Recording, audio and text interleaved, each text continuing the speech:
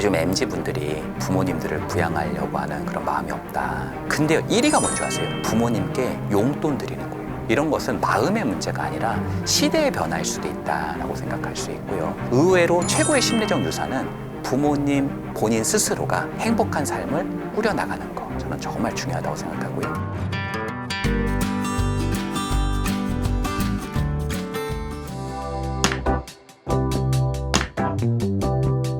이게 사실 제가 청년층도 만나고 노년층도 같이 만나다 보니까 사실 이 두 사실 계층에 사실 얘기를 많이 듣는단 말이에요. 근데 노년층 분들의 대표적인 오해가 뭐냐면 자녀를 내가 도와줘야지만 자녀가 나를 사랑할 거라는 생각을 가지신 분들이 꽤 많아요. 그러니까 내가 뭘 이렇게 쥐고 있어야 자녀가 나를 사랑할 수 있다. 그리고 그런 걸 자꾸 해줘야 되는데 내가 못하는 거에 대해서 굉장히 죄책감을 겪는 경우가 많거든요. 근데요, 생각보다요, 자녀들은 부모님 스스로의 행복한 삶을 꾸려나가는 모습 그 자체에서 굉장한 기쁨을 느낍니다.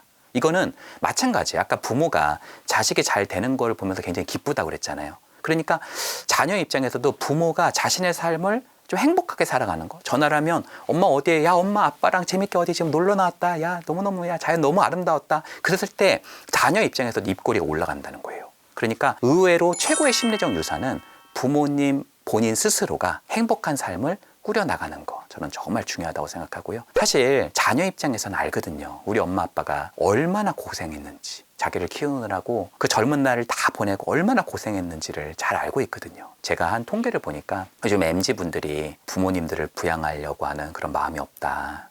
자기만 안다.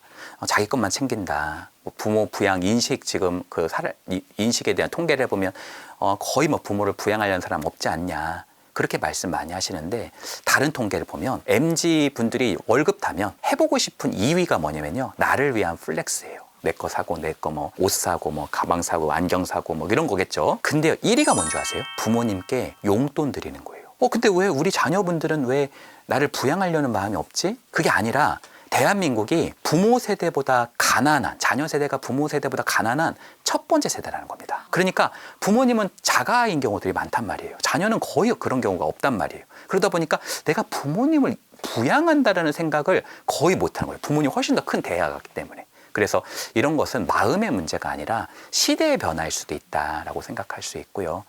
부모와 자식 사이에서 훨씬 더 오해 없이 좀 더 행복한 삶을 스스로 먼저 꾸려나가는 것, 내 컵을 충분히 채우고 나서 다른 사람에게 갈 수 있다는 것.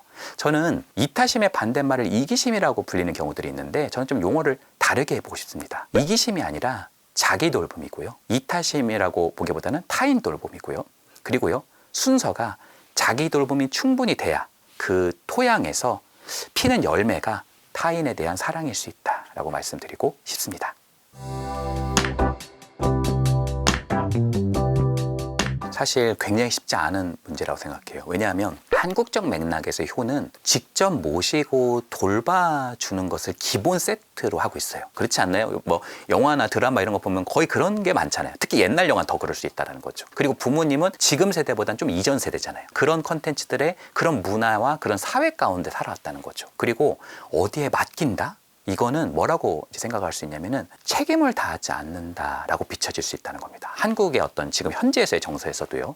그리고 전문가가 이걸 케어를 한다라는 거를 뭔가 가족의 대체물로 생각하는 경우들이 지금도 존재하고 있다는 겁니다. 그러니까 저는 사실 자녀 세대에서의 인식이 아니라 좀 더 우리가 전 세대에서 이런 요양원이라고 하는 게 가족이 모시고 요양원으로 가고 이렇게 대결 구도가 아니라 시스템망을 자꾸 구축해 나가는 노력의 발로라고 보는 것이 좀 어떨까 생각됩니다. 그러니까 함께하는 것이 되게 중요하다고 생각해요. 부모님이 요양원이 있다고 해서요, 부모님을 요양원을 모셨어요. 근데 내가 죄책감이 드니까 더 못 가는 거예요. 이러면 진짜 단절이 되겠죠. 그러니까 자꾸 찾아뵙고 안부를 전하고 또 부모님을 자꾸 케어해 드리는 거, 그런 부분들이 어떻게 보면 둘의 관계를 훨씬 더 돈독하게 할 수 있다는 점을 말씀드리고 싶고요. 상황과 여건상에서 어쩔 수 없어서 요양원에 모셔야 되는 그런 분들이 저는 있을 거라고 생각합니다. 저는요, 그럴수록 부모님에게 솔직하게 말씀드리는 게 되게 중요하다고 생각해요. 엄마, 내가 지금 이러이러한 상황이어서 엄마 진짜 제가 모시고 싶은데 더 그렇게 못해서 미안해 엄마. 이것을 정말 하기 힘든 얘기죠. 그런데 그게 이런 거죠. 내가 아무 말 없이 그 엄마를 그냥 보내버리면 엄마 입장에서 자기가 버려졌다고 느껴질 수 있거든요. 내가 지금 아흔이 넘었는데 나 이렇게 죽으라는 건가? 이렇게 생각이 들 수도 있단 말이에요. 그러다 보니까 어떻게 보면은 내가 버려진 게 아니라 우리 자녀가 나를 20년, 30년 동안 모셨고 더 이상 어떻게 할 수가 없어서 더 어떻게 지금 상황이 여건이 되지 않아서 그럴 수 있다는 걸 이해하는 것은 훨씬 더 심리적인 억울함이나 분노가 좀 잦아들 수 있는 굉장히 중요한 토대다라고 생각하고요. 원래 대화는 불편하더라도 용기 있게 명확하고 선명하게 이 과정을 논의하는 것이 사실은 훨씬 더 큰 오해를 방지할 수 있는 가장 최고의 지름길이다. 이렇게 말씀드리고 싶습니다. 제가 이제 시니어 상담을 해보다 보면 언어 속에서 죽음이라는 단어를 발견할 때가 꽤 많습니다. 어떤 노인분은 이렇게 말씀하시더라고요. 자기가 이제 모임에 가가지고 이제 막 재밌게 놀고 있는데 그런 얘기를 하는 거예요. 한 사람이 안 나오면 그 사람 왜 안 나와요? 이렇게 안 물어본대요.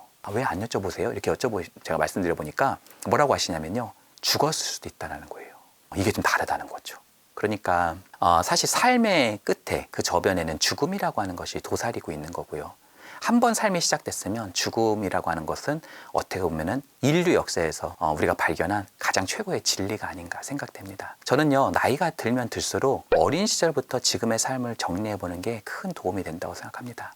그리고 그것을 정리해보면서 내 삶에서 가장 중요한 의미가 무엇인지를 숙고해보는 게 참 중요하다고 생각해요. 저는 아동 상담, 청소년 상담, 청년 상담, 부부 상담, 중년 상담 많이 있는데 노인 상담을 저는 이렇게 생각해요. 자서전을 함께 써나가는 작업 아닌가? 그렇게 생각을 많이 합니다. 그래서 마치 상담을 어떤 심리치료 하듯이 하기보다는 그 사람의 삶을 제가 마치 자서전을 써주는 작가처럼 그 사람의 삶을 호기심 있게 여쭤보고 그것을 정리해 나가는 과정들. 근데 꼭 작가가 외부에 있어야만 가능한 건 아니란 말이에요. 소중한 사람하고 그런 대화를 해보는 것도 중요하지만 자신 스스로 그것을 정리해보는 것도 너무나 중요할 수 있다. 더 나아가서 죽음이라고 하는 그 엄청난 불안 있죠. 그것을 방어하기 위해서 막 과잉된 활동을 하거나 아니면 막 모두에게 막 원망해버리거나 이것은 나를 좀 더 고립시킬 수 있다라는 점을 말씀을 좀 드리고 싶습니다.